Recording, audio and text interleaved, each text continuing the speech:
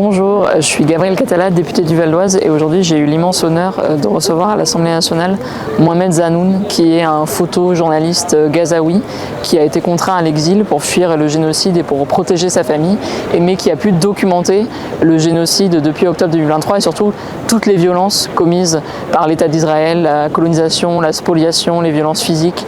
depuis de nombreuses années puisque c'est un photojournaliste qui travaille depuis plus de 20 ans. Donc aujourd'hui on a écouté son témoignage bouleversant à l'Assemblée nationale où étaient présents plusieurs députés du groupe et on a également pu inviter de nombreux journalistes français qui sont venus écouter leurs confrères gazaouis et donc c'était un moment très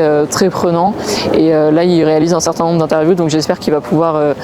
va pouvoir parler de son travail dans les médias français puisqu'il avait été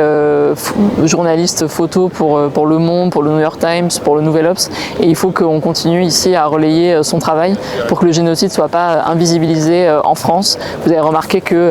maintenant ça change un peu de braquet depuis plusieurs semaines. Davantage de personnes s'intéressent au génocide à Gaza tellement c'est devenu insoutenable, mais il faut se rappeler que ça faisait plus d'1 an et demi que c'était invisibilisé dans les principaux médias français. Et on comprend que ce soit invisibilisé parce que Israël a tout fait, non seulement pour empêcher les journalistes étrangers d'accéder à la bande de Gaza, et ensuite pour assassiner sciemment les journalistes gazaouis. Aujourd'hui, on a 276 qui ont été assassinés depuis 606 jours par Israël. Le dernier est mort il y a 3 jours. Et ici, on parle beaucoup dans les médias de journalistes une fois qu'ils sont morts, alors qu'il faut relayer leur travail tous les jours et sans cesse ne pas cesser de parler d'eux.